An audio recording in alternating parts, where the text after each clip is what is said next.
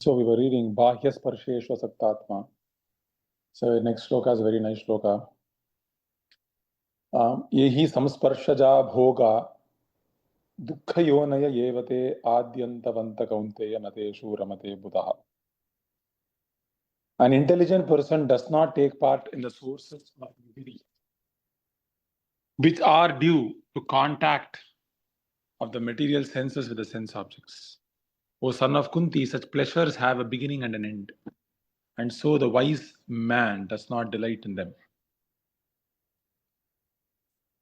Material sense pleasures are due to the contact of the material senses, which are all temporary, because the body itself is temporary.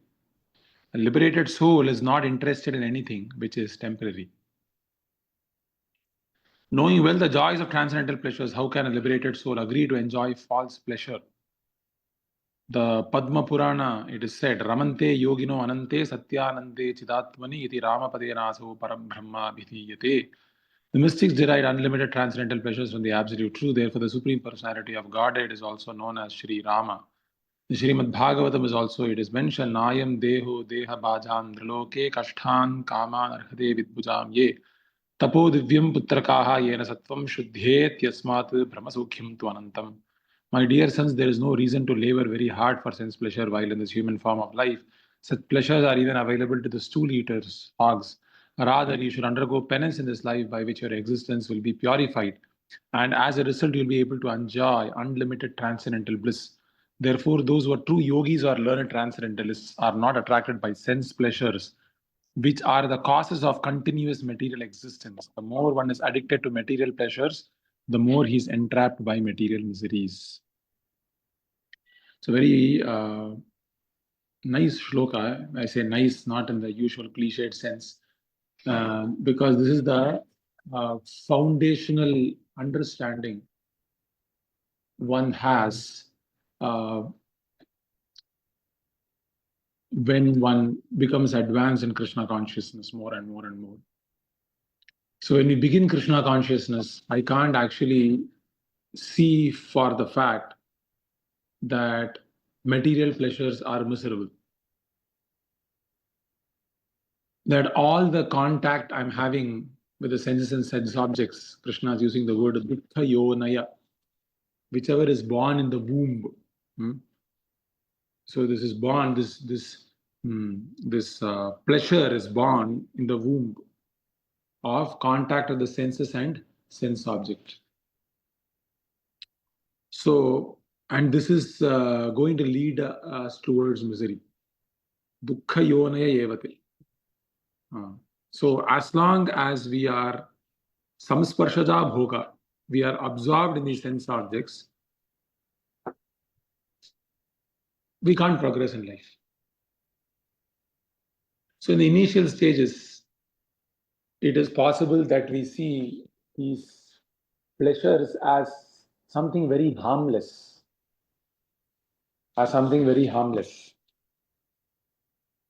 And by good fortune, sometimes we undergo misery and we realize that why am I suffering, and we might trace our misery to some sense enjoyment we have had. And as we take Krishna consciousness more and more seriously, we can actually have this realization. Someone is on mute. So as we progress in Krishna consciousness, we will come to this realization that pleasures of this world entangle us in this body. So when we are working in this world for the sake of experiencing the phalam, I contact the senses with the sense objects, and there is a phalam that accrues of it. So the more and more I am acting in this world in a fruitive way, the more and more I am forcing myself to accept either the punya karma or the papa karma. And by that, I am forced to accept a material body, which is the source of all miseries, which we don't realize actually. So, by acting in this world only for this world, by acting in this world for this world, for our own false ego, for the body, to be in this world, we are perpetually being bound. And we don't realize this actually, that by absorbing myself in these pleasures, it is actually miserable. These pleasures are merely existing as a matter of anticipation. That's all.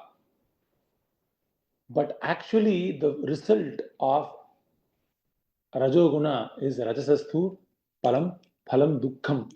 Right? It leads us into misery. What is the misery? The misery of hard work. Only the misery of hard work is left when I enjoy pleasures on the material platform. Of course, this is a very top-notch knowledge, because when we realize this, we are actually liberated. So we should not be surprised that I don't feel like this right now. I don't feel all sense pleasures are miserable. I don't feel like that right now. Very well possible that we don't feel like that. Because Krishna is saying, Nateshu ramate Buddha. A person who's a Buddha, one who's intelligent, he does not take pleasure in these pleasures, right? But I'm not a Buddha, right? I am foolish in so many ways, right? So the very fact I find many things here completely fine, completely pleasurable, says a lot about me, right? And I shouldn't be surprised about this fact. But how do we realize this fact? Because only when I realize I am in actually pain, to some extent at least, by my own sense enjoyment, that by being absorbed like this, I am perpetrating my material existence, birth after birth after birth after birth after birth after birth. I am subjecting myself to this unnecessary aparthamiva. It is apartham, it is unnecessary for the soul. If I'm eternal, Prabhupada asked me a very poignant question. If I'm eternal, why should I accept another material body? Because I'm eternal, right? Why should I come to this place? Right? I was in the US. Why should I go to Iran? And why should I struggle to be there while I'm being bombed by Israel? Why should I do that? Right? I'm undergoing a lot of misery, and why should I be attached to being in Iran when my original house is in the US? Is it not? So similarly, we should understand that by my effort to enjoy, we can either learn from our past experience, which is a powerful driving force, or we can learn from Shastra. Bhagavatam says, Pratyakshena anumanena nigamena atma sambhida adi antavat asatnyatva nisangaha vijaretiha. We can either learn from seeing how other people are suffering because of enjoying this body. Is it not? By enjoying the pleasures of this body, how people become more weak. Very simple example is, if a person keeps on losing semen more, he becomes more and more weak. He suffers more. He undergoes a lot more ailments.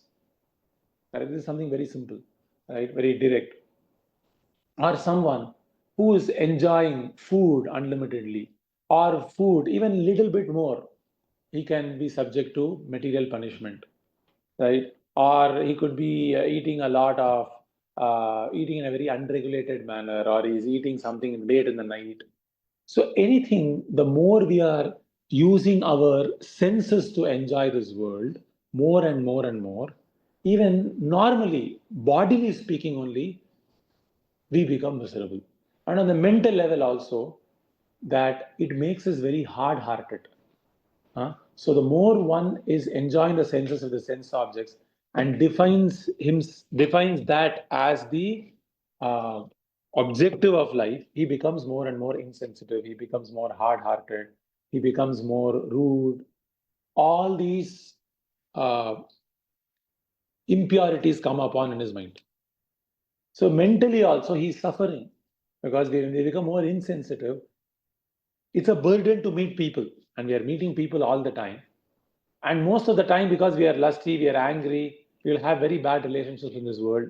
And we always, whenever we see people, Achacho, I am seeing this person, I don't like him. Oh, I am seeing this person, I don't like him. Right? It is a great burden. So Krishna says there is a Duḥkhayonaya evate. Why? What is the reason? Because of basing our definition of pleasure as the union of senses and sense objects. A person becomes very angry, is very irritable. He'll have a lot of enemies. All these problems happen when a person is basing his pleasure like this. And what happens on the platform of intelligence? He becomes more and more covered. Avritam jnanam edena jnaninaha nityavarina kamarupena kaunteya dushpurena anlena cha. So our intelligence is covered. We can't actually see that we are even suffering when we are absorbed in the platform of material enjoyment. And the whole world is submerged in this idea that the definition of pleasure means I bring my senses closer to sense objects. From morning to night, everyone is spending their hard earned money and their valuable time to enjoy their senses. But on the contrary, they are becoming more miserable, they are becoming more irritable, we are exploiting the earth, there are more divorces than ever before, there is more quarrelsome behaviors, and there are more wars, right? So, more suicides, what and what not. So, the more and more we are associating with this civilization, if at all we have to call it civil in any way, if at all it deserves to be called a civilization. It is not a civilization, right? Because civil behavior is more artificial. So if we associate with the civilization very intimately, then we will also be bewildered and we will participate in their philosophy of enjoyment. So we should not, Krishna is talking about Buddhā, but Krishna is also talking later, right? Namam dushkritino moodaha prapadyante naradamaha maya apahrita jnana asuram bhavam ashritaha. So Srila Prabhupada is telling, who's a moodha? One who thinks simply eating, mating, ahara, nidra, bhaya, maitunam, sa samanya, metat, pashubhir, naranam. Simply I contact a sense with a sense object, and I'm hankering from day to night for something. Like I need to eat something, I need to have sex, I need to do like something. So of course this is natural, because when we are having a body, these tendencies are very natural. But a human being must have activities in spiritual platform also, at the very least, right? So if our entire life is spent in eating, mating, sleeping, defending, that is an animal, sophisticated animal life. So this is called dharma. Dharma means we have spiritual life also. Moksha means spiritual life only. This is moksha. So initially we should at least have dharma, bhagavata dharma. When we talk of dharma, there is so much dharma. Right? There is samanya dharma, varnashrama dharma, bhagavata dharma. But practically what is possible to implement is actually bhagavata dharma. So initially we at least have a regulated spiritual life where we are chanting Hare Krishna mantra for a fixed amount of time. And as we proceed, it is gradually supposed to reduce the artha and kama, right? So dharma is called dharma when it is artha kama yukta. When it is facilitating artha and kama in a legal way, it is called dharma. But that artha and kama is completely removed, then that same dharma becomes bhagavata dharma. Right? The state is called moksha, and the activities in moksha is called Bhagavata Dharma. So moksha is not merely a state. There are activities even in moksha, in the platform of mukti. So the activities on the platform of mukti are called bhakti activities. So right now we are performing bhakti activities along sakamya. That is fine. That's okay. That's very natural. Right? This is called Sangha Siddha Bhakti. Sangha Siddha Bhakti means we are doing bhakti along with karma and jnana. It's called Sangha Siddha Bhakti. But as we mature more and more and more, where we perform bhakti purely more and more, this is called Sarupa Siddha Bhakti, right? Which is the real platform of the soul. So anyway, the point is the whole material civilization is Mudaha. And as we associate with the people of this world, we will also become an ass. Correct? Everyone in this world is more or less, if you are ready to take the instruction of Bhagavad Gita, what Rishabhadev is also saying, like Prabhupada is mentioning in the purport, Kashtan kama narhate vidbhujam tapo divyam. Everyone is working very hard to bring the senses to the sense objects. Everyone is working hard. And we rationalize within ourselves that I'm working hard for my family or children or wife or husband. But we ourselves become irritated by that hard work, is it not? If you are so satisfied by the hard work we are doing for our wife or children or husband or whomever it is, why do we get so irritable? The reason is we are not satisfied by that hard work, because that hard work is not natural to the soul. So rather, we should do as much as activities we need to do in this material world, whatever is necessary, yavadartha prayojanena, and spend more and more time in performing tapasya to understand our real need and the real nature of the soul. So if you do that, we will not participate, we will not go gaga over this senses and sense objects union, which is Duḥkhayonaya. I gave this example before, I'll just finish with this example.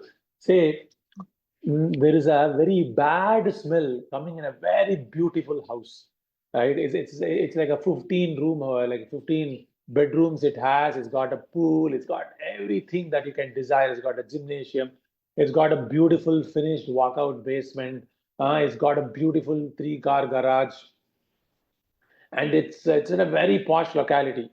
But there is a very pungent smell coming from somewhere that is making the house completely unlivable.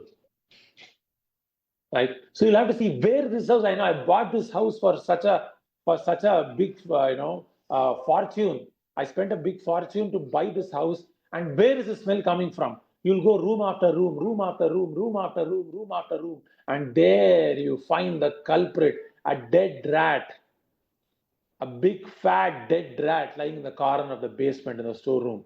And now you understand this is the culprit. And then you take the dead rat, and put it out of the house, and then you wash the room very clean, and then you do a nice arati, offer agarbati to the Lord, and then beautifully again, it's very nice to stay in that house. Similarly, the soul actually is staying with Krishna, right, in this beautiful house, right? But because of continuously enjoying, having this false idea of enjoyment, which is the dead rat, which is emanating all that bad smell. And as long as we have that rat, however big or a beautiful house we build, that is not enough to live in that house. It's constantly going to give dukkham, dukkham, dukkham, dukkham, dukkham, because the Duḥkhayonaya is samspārṣaja bhoga. As long as we have this mistaken and false ideas, there is no question of things. So I'll stop here. Any questions or comments? Thank you, devotees. Hare Krishna.